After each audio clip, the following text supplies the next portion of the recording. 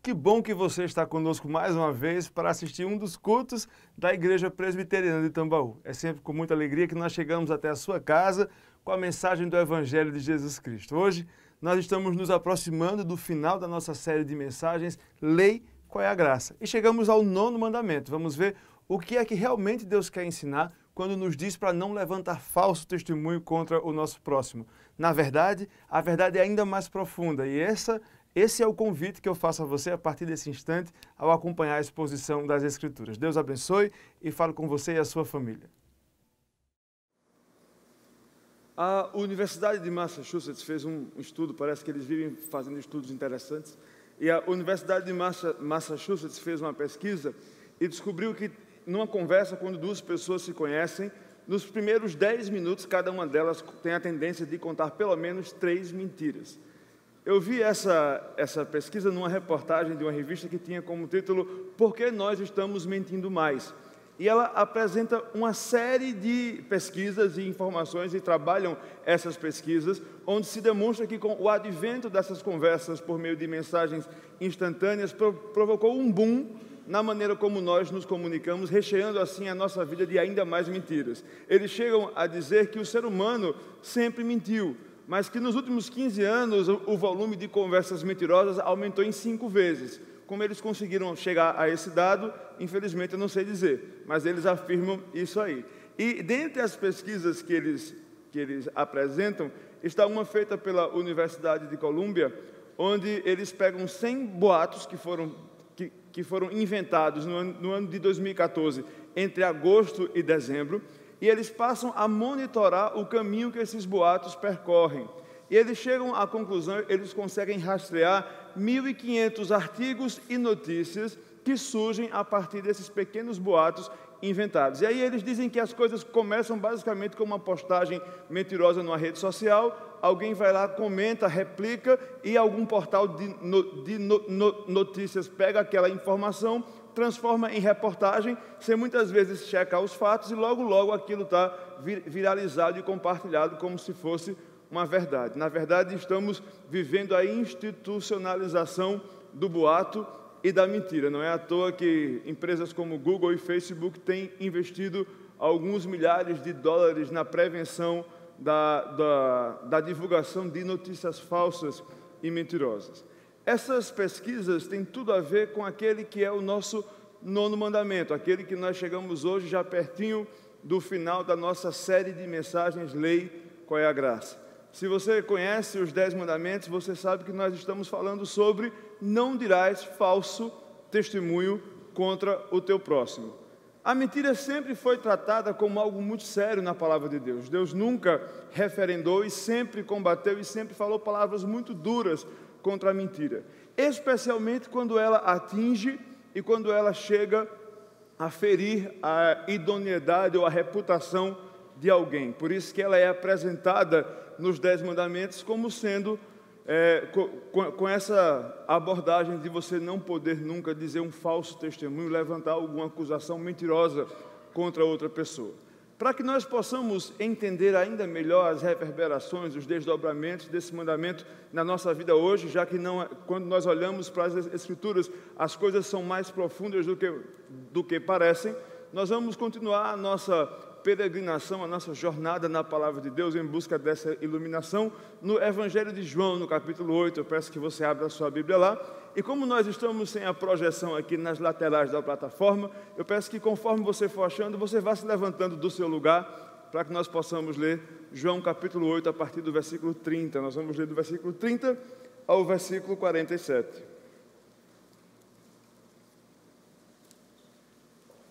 João capítulo 8, a partir do verso 30.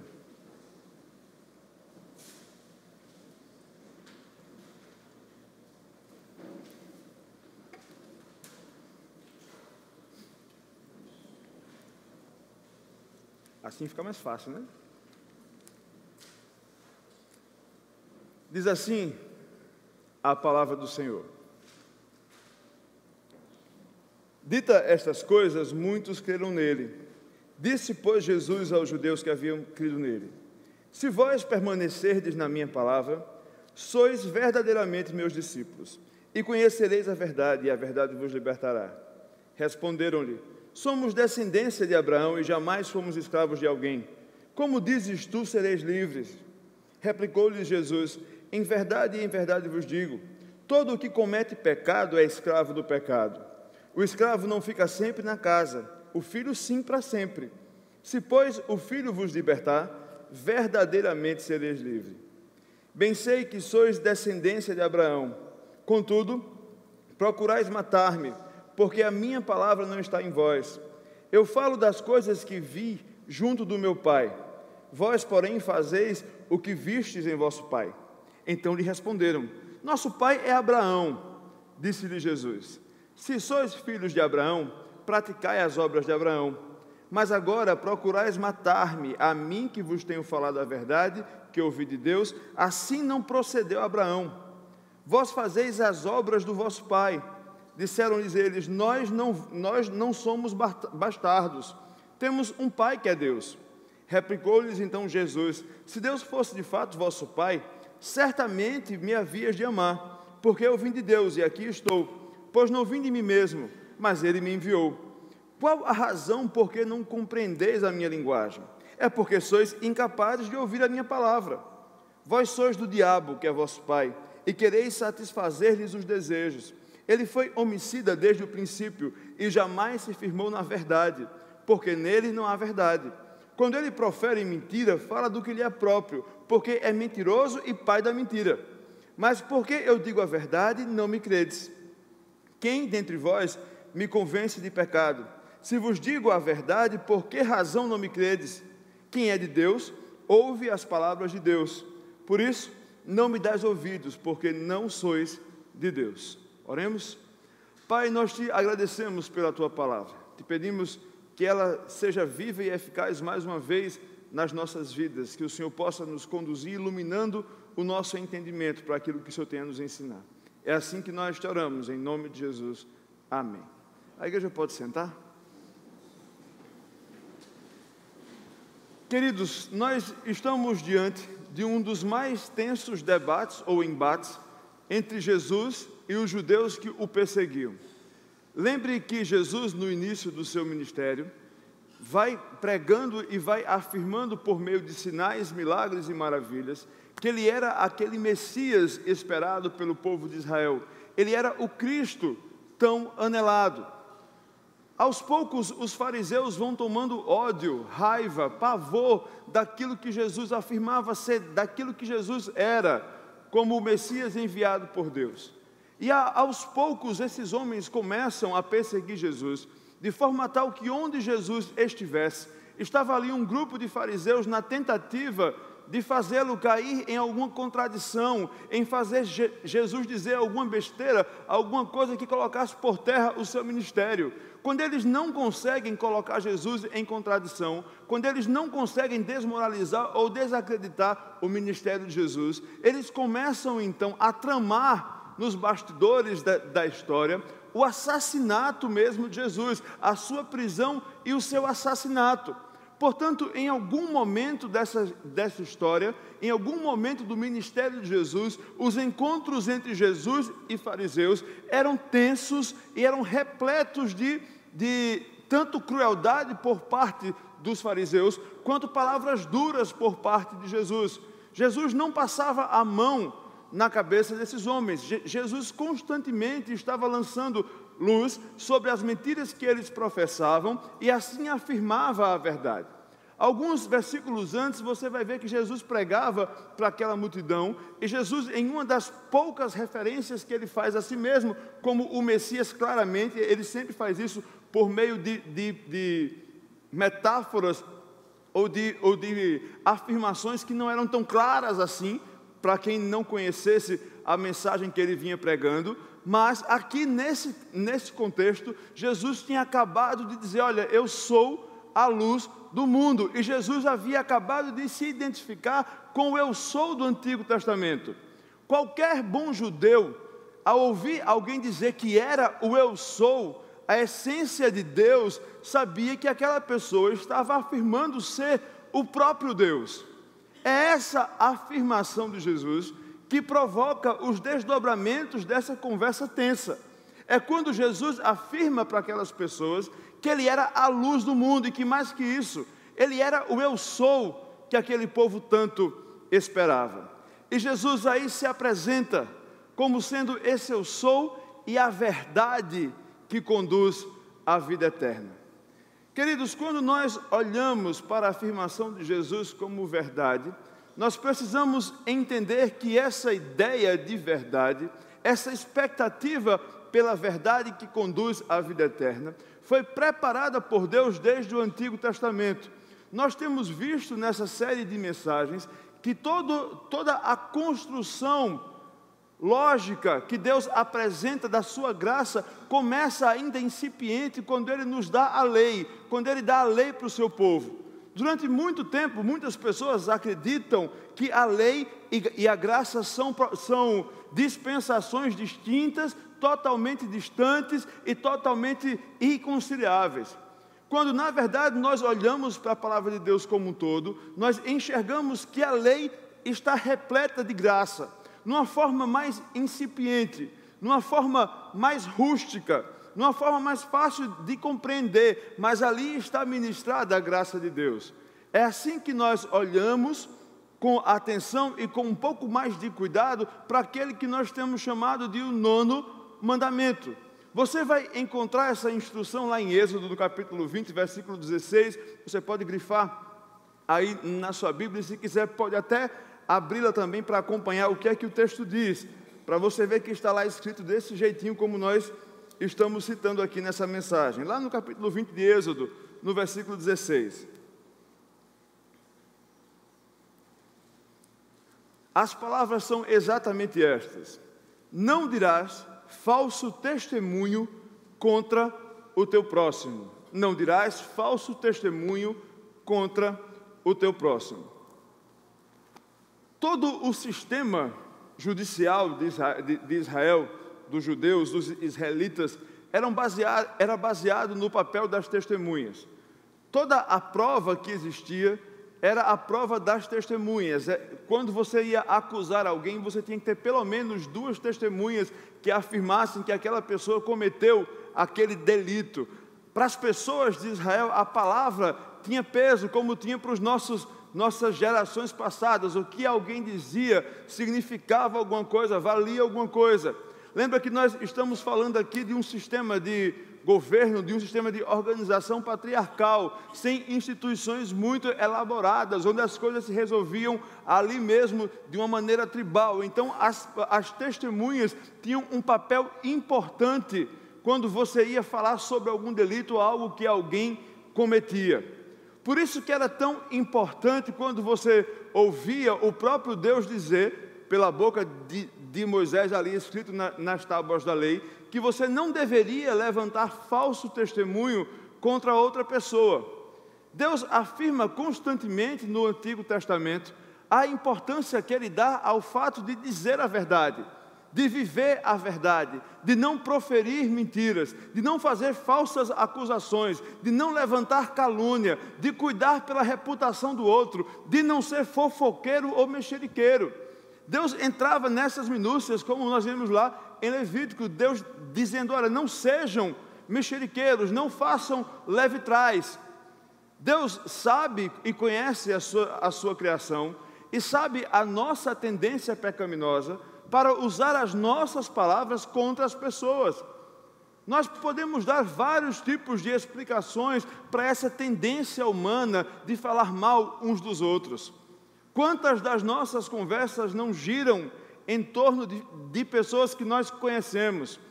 Quantas vezes as nossas refeições não são pautadas pelas pessoas que nós conhecemos e todo mundo ali tem a oportunidade de democraticamente falar mal daquela pessoa que está na roda dessa vez? Quantos de nós não temos o cuidado de poupar alguém que está tendo uma história divulgada que nós nem sabemos se é verdade? Quantos de nós não nos interessamos pela desgraça alheia mesmo, às vezes pelo simples prazer de saber que aquela pessoa tem uma situação pior que a nossa?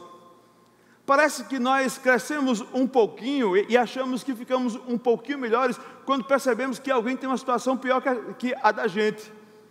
É sobre isso que Deus fala, é sobre essa tentação natural humana que Deus fala quando diz: olha, não levante falso testemunho contra outra pessoa. O que Deus está aqui ensinando para o seu povo é: olha, tenha um compromisso com a verdade, cuidado com a mentira, cuidado com aquilo que você diz, cuidado com aquilo que você pode fazer com a vida de outra pessoa, com as suas palavras.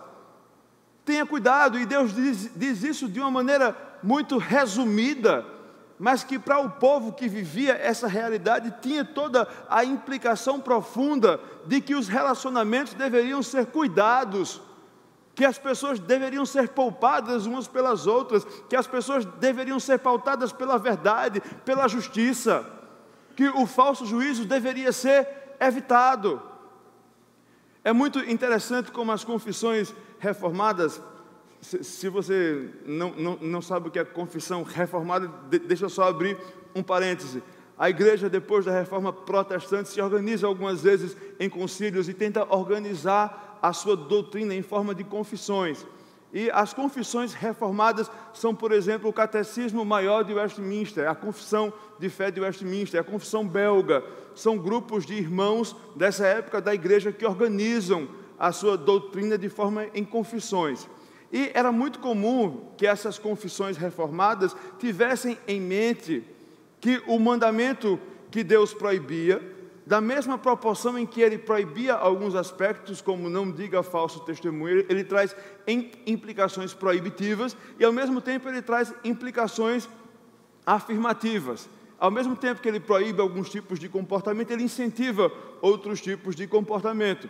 E as confissões reformadas fazem uma interpretação de que o mandamento, o 9º mandamento, que fala sobre o falso testemunho, ele afirma muito mais sobre o amor entre os irmãos, o amor entre o povo de Deus, entre o cuidado do povo de Deus, do que simplesmente um comportamento proibido. É muito interessante, você tem aí no seu enfoque, nós reproduzimos com a letra muito pequenininha, mas você pode ver, nós colocamos aí quais seriam então os deveres exigidos pelo 9º mandamento. Você vai poder acompanhar, eu vou ler aqui com a igreja.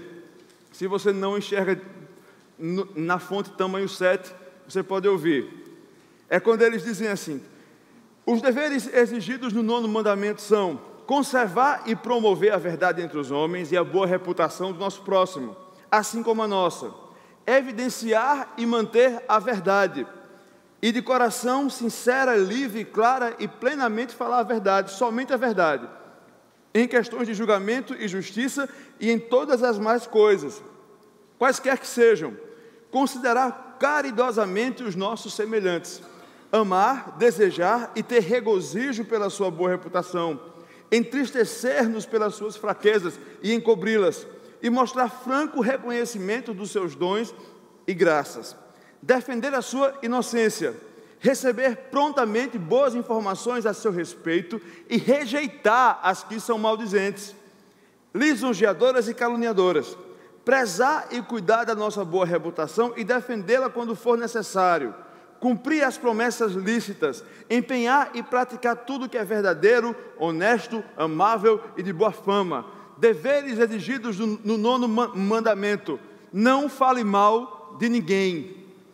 Mesmo que a pessoa esteja errada, seja caridoso e amoroso o suficiente para não transformar isso em propaganda, para você não destruir ainda mais aquilo que já está destruído. Cuidado com aquilo que você fala, tanto sobre os outros quanto de você mesmo. Cuidado com a reputação das pessoas. É essa a tradução que o Catecismo Maior faz do 9º mandamento, quando diz que você não deve dar falso testemunho contra o seu próximo. Ao mesmo tempo em que ele proíbe alguns aspectos comportamentais sobre a mentira. Tudo quanto prejudica a verdade, esses são os pecados proibidos no 9º mandamento. Tudo quanto prejudica a verdade e a boa reputação do nosso próximo, bem assim a nossa, especialmente em julgamento público. O testemunho falso, subornar testemunhas falsas, aparecer e pleitear cientemente a favor de uma causa má, resistir e calcar à força a verdade, dar sentença injusta, chamar o mal bom e o bom mal, recompensar os maus segundo a obra dos justos, e os justos segundo a obra dos maus, falsificar firmas, suprimir a verdade e silenciar indevidamente em uma causa justa, manter-nos tranquilos quando a iniquidade reclama, e a repreensão da nossa parte, ou denunciar outrem, falar a verdade inoportunamente ou com malícia para um fim errôneo, pervertê-la no sentido falso, ou proferi-la duvidosa e equivocadamente, para prejuízo da verdade ou da justiça, falar inverdades, mentir, caluniar, maldizer, depreciar, tagarelar, cochichar, escarnecer, vilipendiar, censurar temerária e asperamente ou com parcialidade, interpretar de maneira má as intenções, palavras e atos de outra pessoa, adular e vangloriar, elogiar ou depreciar demasiadamente a nós mesmos ou aos outros, em pensamento ou palavras, negar os dons e as graças de Deus, agravar as faltas menores, encobrir desnecessariamente as fraquezas de outra pessoa e levantar boatos falsos, receber e acreditar em rumores maus e tapar os ouvidos a uma defesa justa, suspeitar mal, invejar ou sentir tristeza pelo crédito merecido de alguém, esforçar-se ou desejar o prejuízo de alguém, regozijar-se na desgraça ou na infâmia de alguém, a inveja ou tristeza pelo crédito merecido de outros, prejudicar, o desprezo escarnecedor, a admiração excessiva, a quebra de promessas legítimas, a negligência daquelas coisas que são de boa fama, praticar ou não evitar aquelas coisas que trazem má fama, ou não impedir em outras pessoas tais coisas,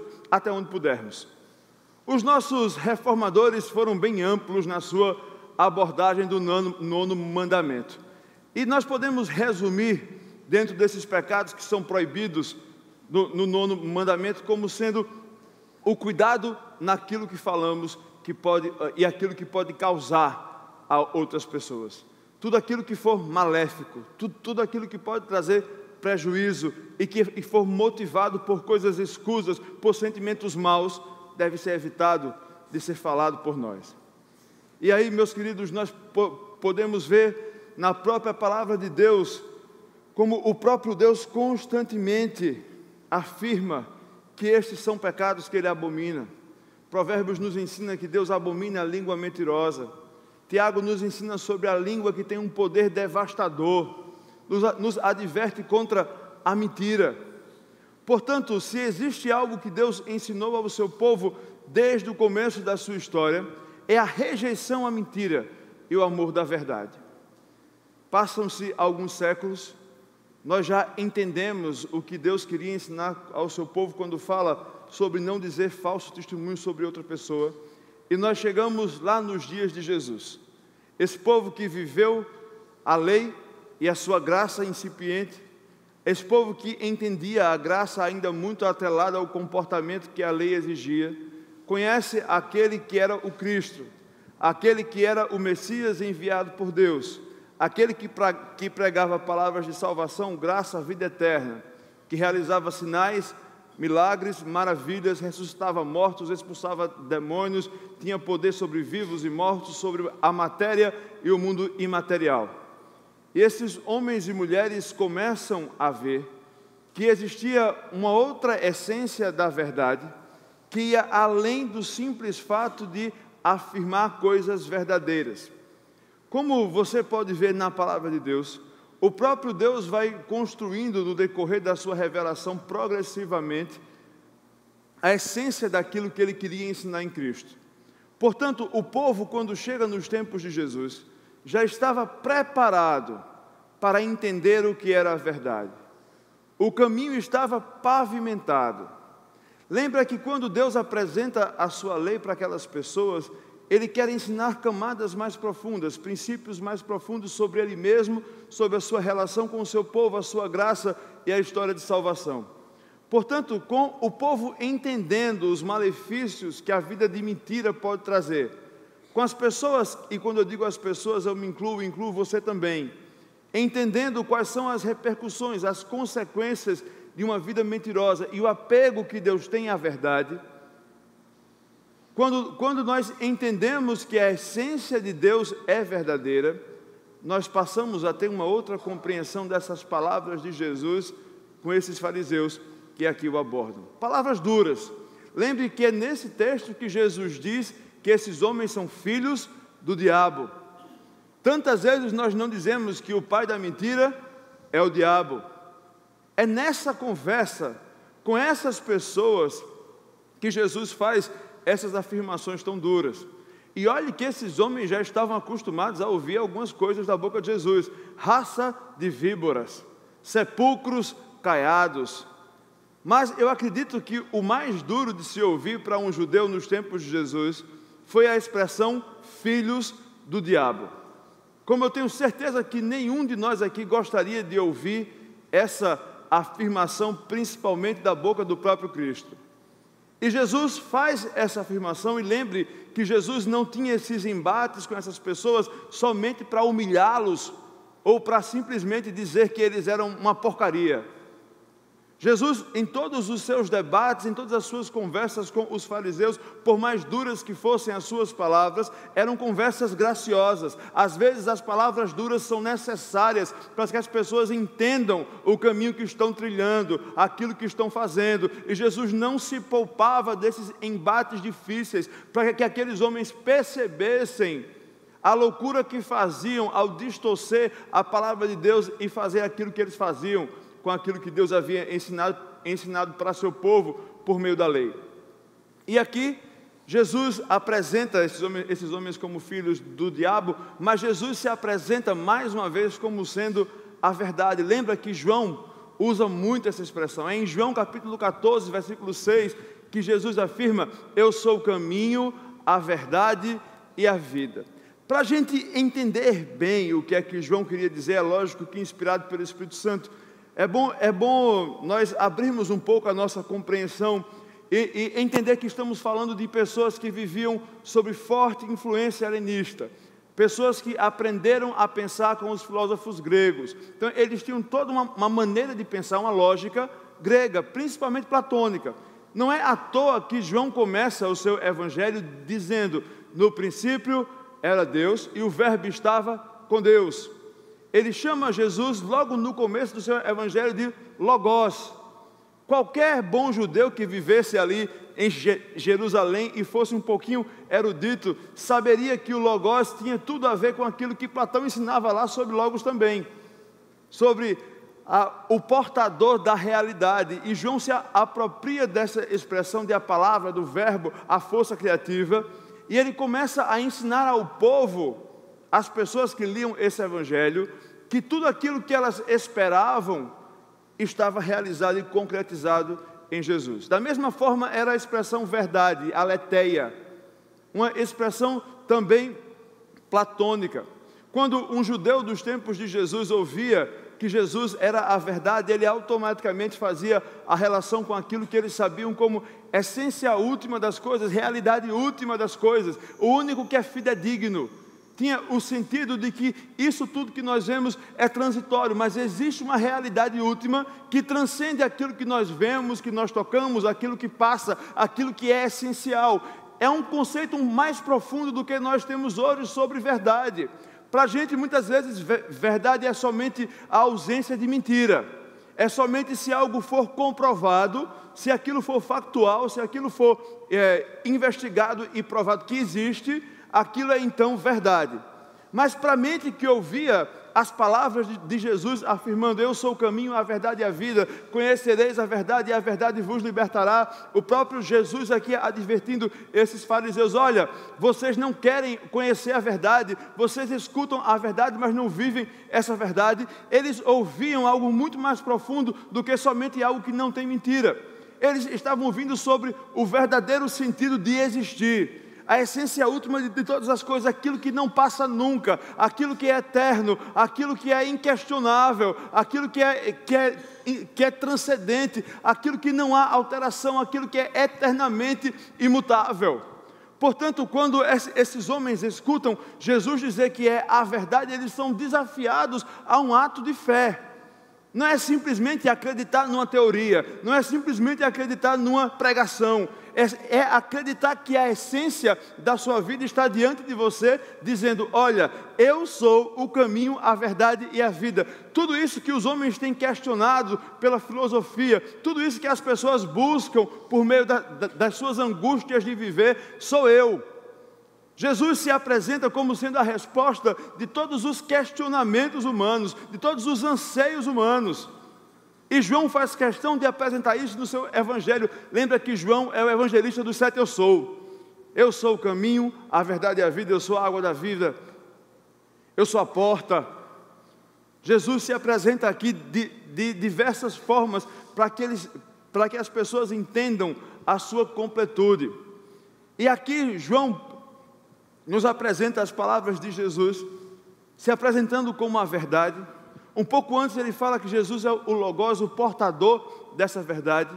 Jesus então não seria somente o caminho para o conhecimento, mas ele é o próprio conhecimento eterno. Lembra que nesses dias de Jesus se acreditava que o conhecimento libertava. Então, se eu conhecesse a verdade essencial da vida, eu teria finalmente a liberdade. Lembre também que liberdade é um dos desejos humanos mais antigos. Todos nós queremos ser livres e muitos de nós achamos que somos livres e na verdade não somos livres.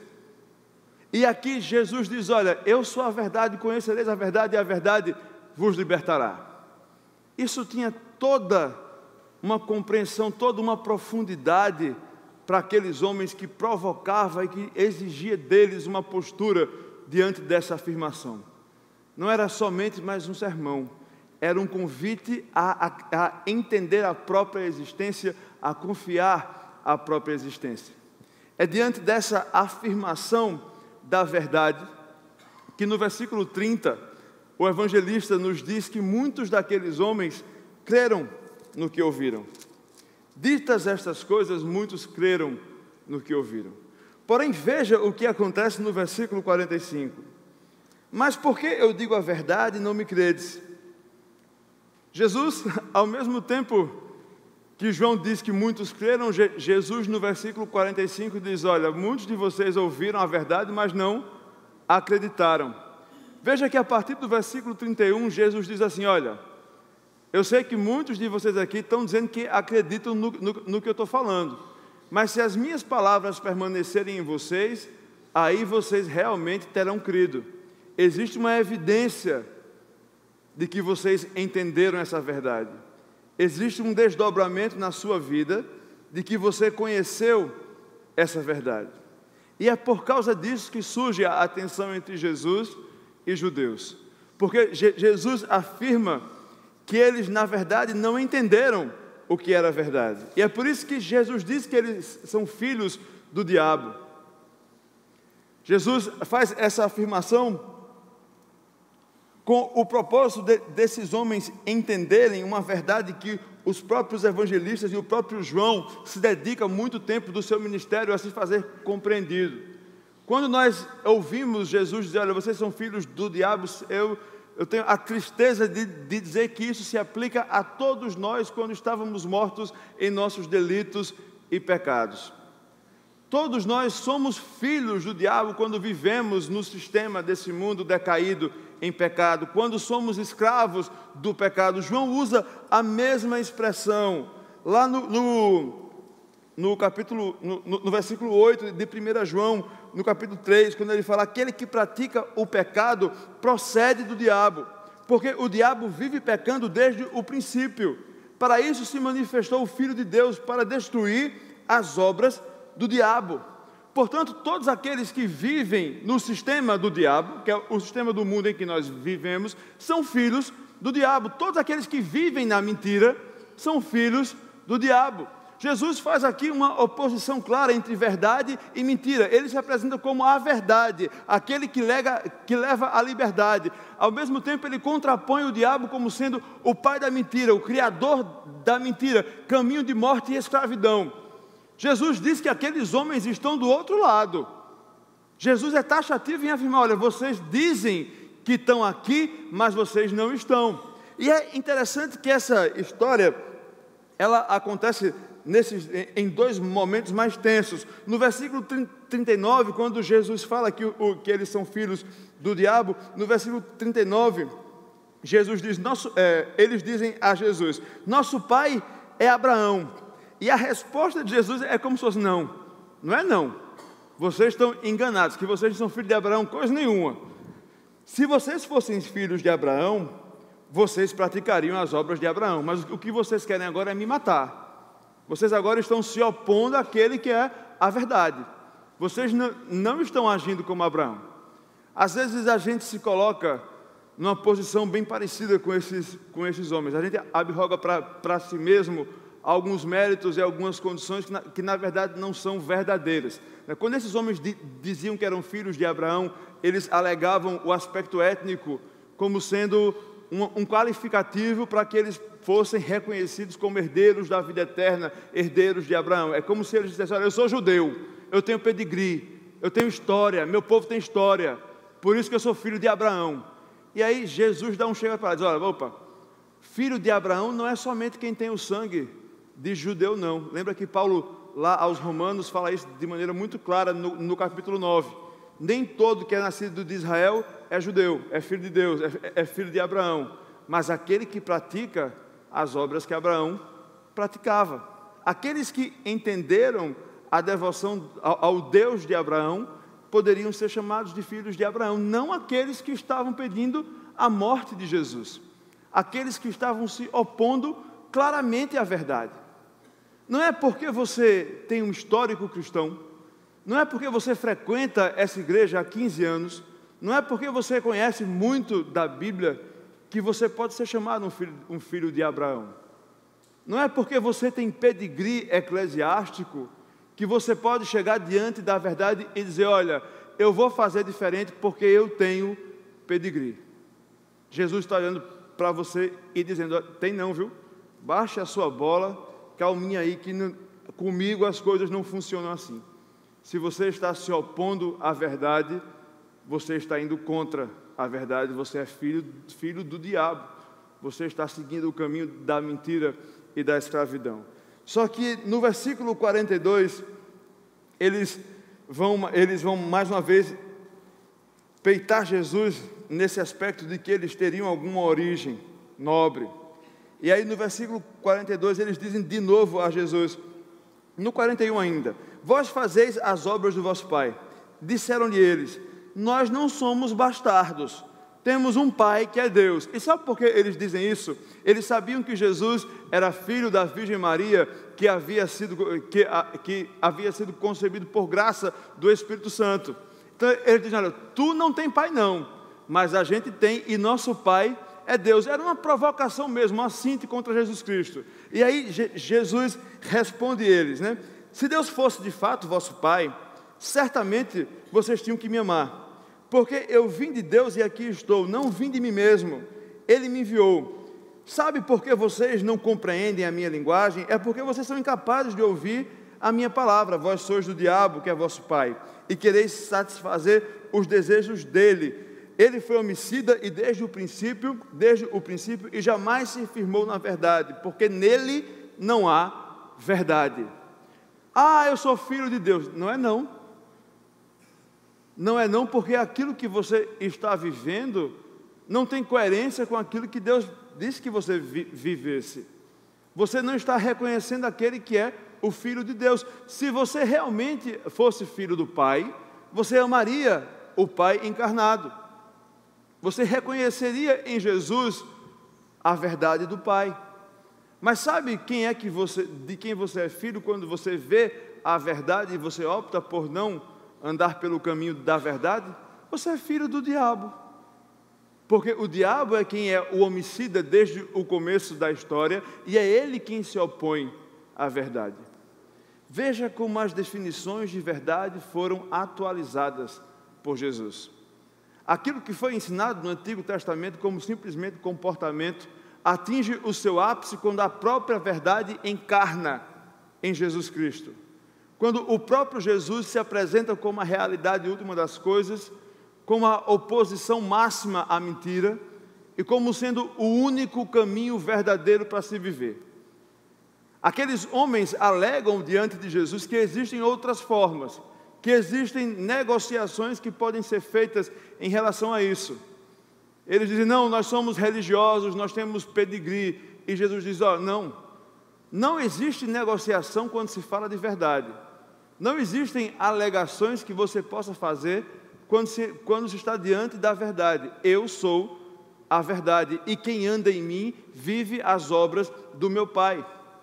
Jesus traz para uma realidade até dura a compreensão de verdade para aquelas pessoas. E se você parar para pensar, é uma compreensão dura para nós também hoje. Tantas vezes nós somos tentados a acreditar que a verdade pode se adequar às nossas necessidades. Tantas vezes nós achamos que podemos tirar por menos as nossas pequenas mentiras e negociamos tantas vezes aquilo que é a verdade absoluta.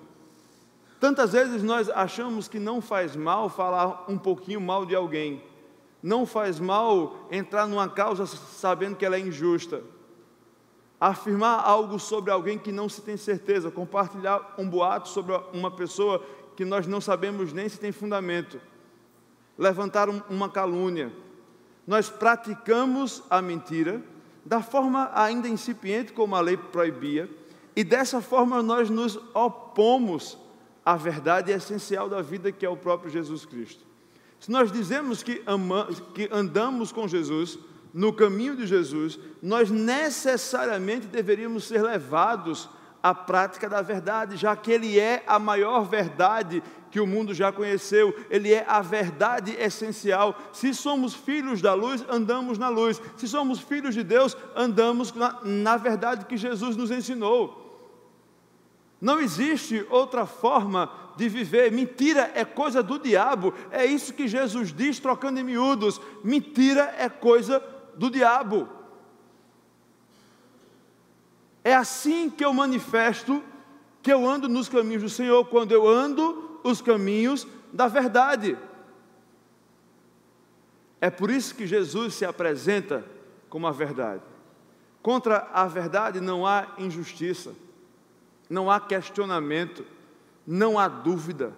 Você sabe onde você está pisando, você tem clareza de propósito, você não tem desconfiança, você sabe onde você vai chegar, você conhece com transparência. Jesus se apresenta dessa forma para o seu povo, mas às vezes é tão difícil vencer o mal que habita em nós. Às vezes é tão complicado abrir mão de tudo aquilo que nós achamos que somos, porque a verdade muitas vezes é exercício de humilhação. Às vezes, viver a verdade, entender a verdade e encontrar a verdade é abrir mão daquilo que eu acho que eu sou, daquilo que eu acho que eu mereço, do orgulho que eu tenho em mim. Às vezes é reconhecer que eu errei, às vezes é reconhecer que eu sou tão ruim quanto a pessoa que acabou de cometer um pecado que eu tanto abomino. Verdade é exercício de despojamento. Verdade é exercício de santificação. Não é à toa que Jesus, ainda em João, no capítulo 17, quando Ele ora pelos seus discípulos, eu peço que você abra a sua Bíblia lá, por favor, no capítulo 17, a partir do versículo 17, quando Jesus ora pelos seus discípulos, Ele diz assim: santifica-os na verdade, a tua palavra é a verdade. Assim como tu me enviaste ao mundo, também eu os enviei ao mundo, e a favor deles eu me santifico a mim mesmo, para que eles sejam também santificados na verdade.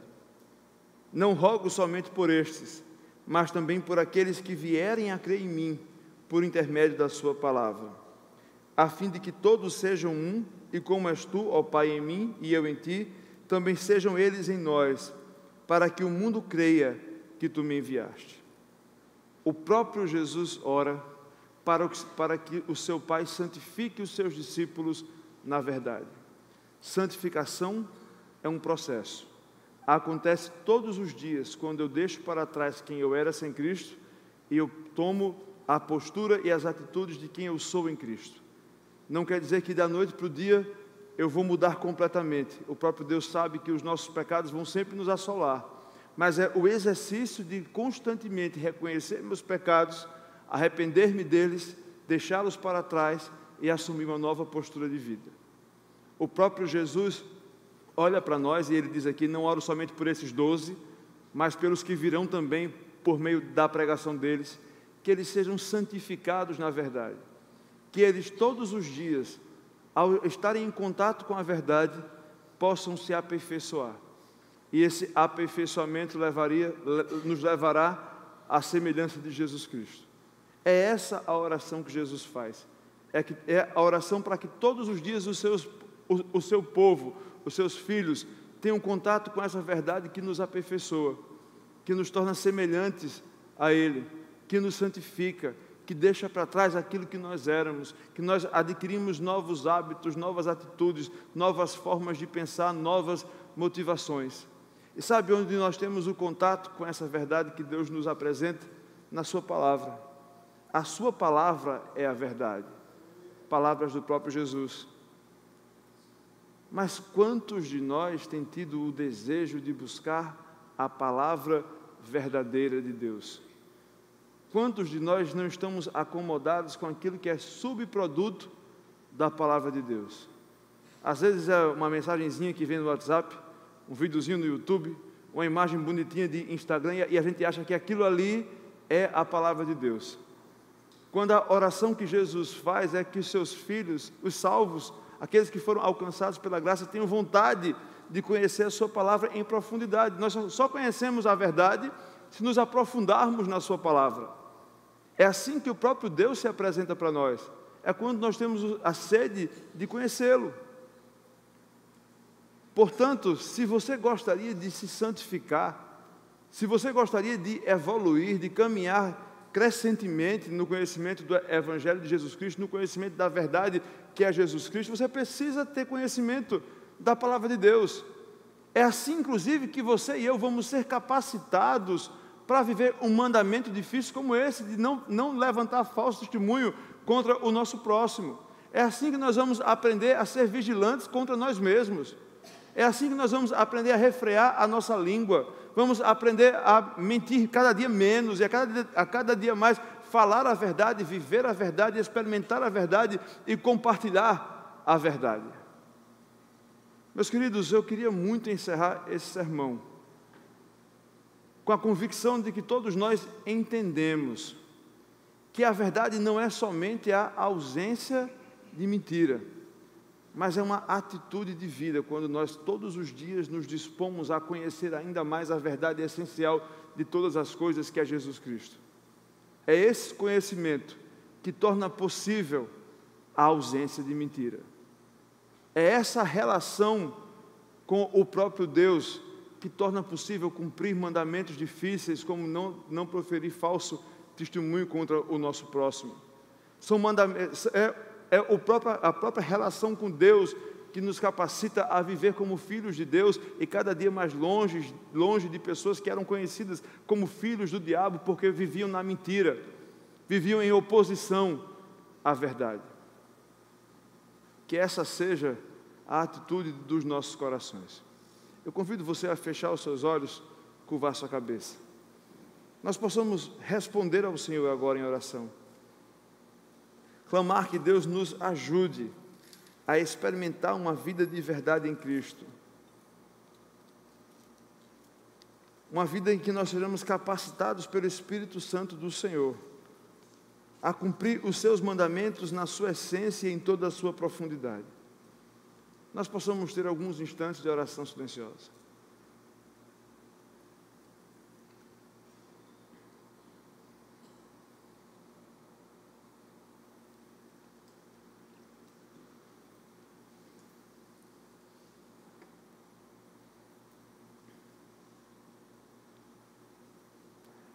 Pai, sabemos que tantas vezes temos agido de maneira totalmente diferente de filhos teus.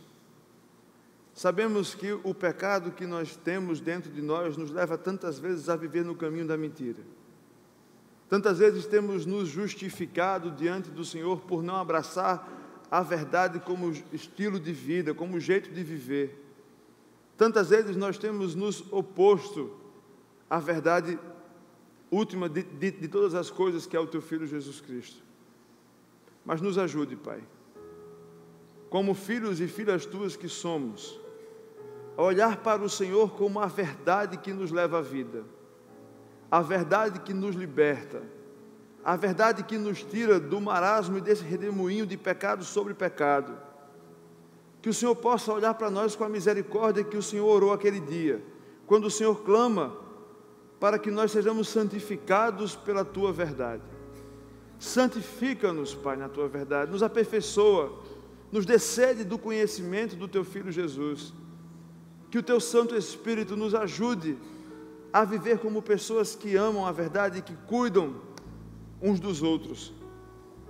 Que possamos olhar para esse mandamento que nos ensina a não levantar falso testemunho com o apego de pessoas que conheceram essa verdade em Jesus Cristo.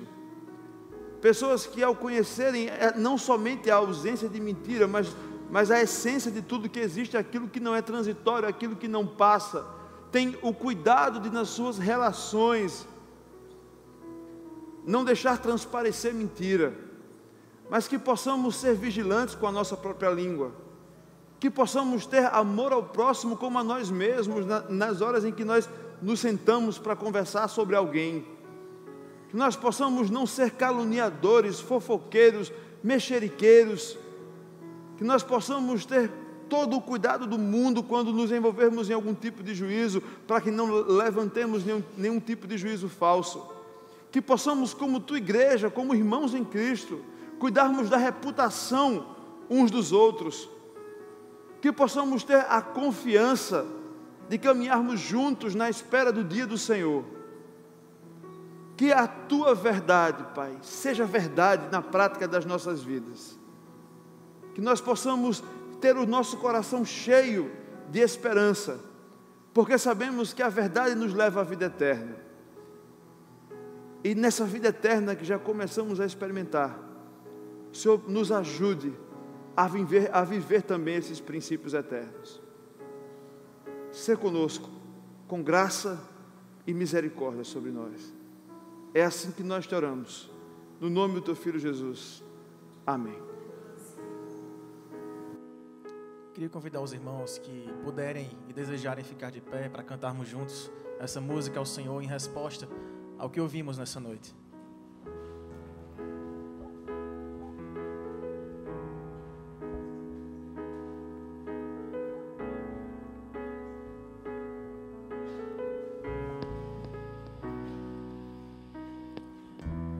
Não se turbe o vosso coração, crede em Deus e também em mim.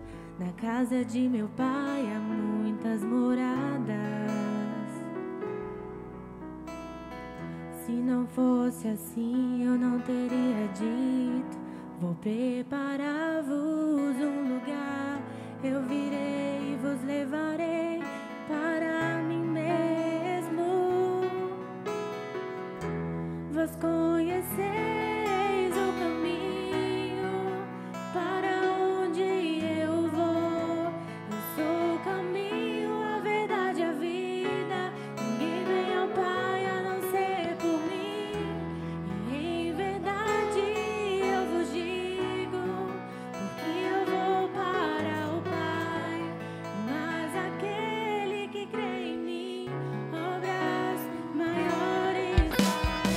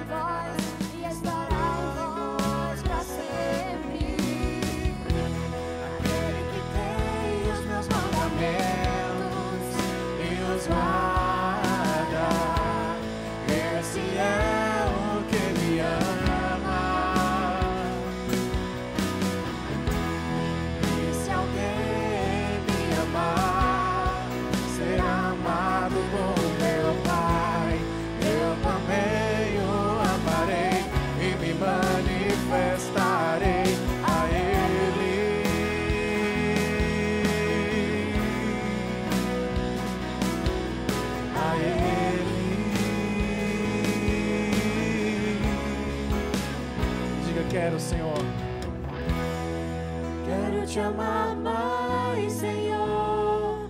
Quero te amar mais, Senhor.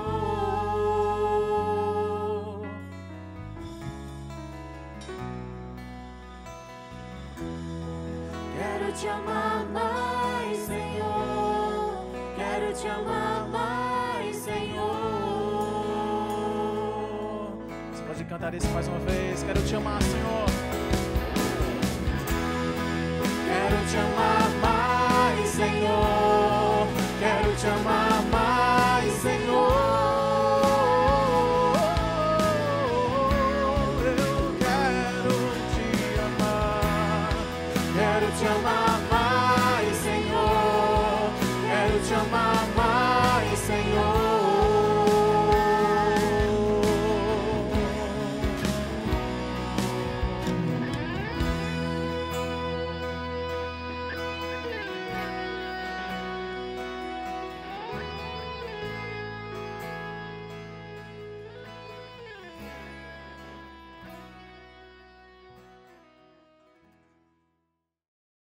No próximo domingo, você vai poder assistir a última mensagem da série Lei, Qual é a Graça? Se você perdeu alguma das mensagens dos outros 9 mandamentos, você pode ver e assistir lá no nosso site. Lá embaixo tem todos os vídeos com os cultos da igreja. O site é o www.ipetambaú.org.br. Eu também convido você a se inscrever no nosso canal no YouTube. Você bota lá /Ipetambaú Oficial e você vai ver todos os nossos vídeos também ali oferecidos para abençoar você e a sua família. Se você quer saber mais sobre nós, não deixe de curtir a nossa página no Facebook, de nos adicionar no Instagram e encontrar a gente nas redes sociais. Sempre tem novidade ali para você, também sempre com o objetivo de abençoar você e a sua casa. Se você quer nos fazer uma visita pessoalmente, tenha certeza que vai ser muito bem-vindo. Nosso endereço aparece aí embaixo. A Avenida Geraldo Costa, número 382, em Manaíra. Mais informações, pode ligar para a gente também, do velho jeito antigo, 3247-4967. Nós queremos chegar até você sempre da maneira mais fácil. Conte com a gente para o que precisar. Estamos orando por você e a sua casa. Deus abençoe a todos.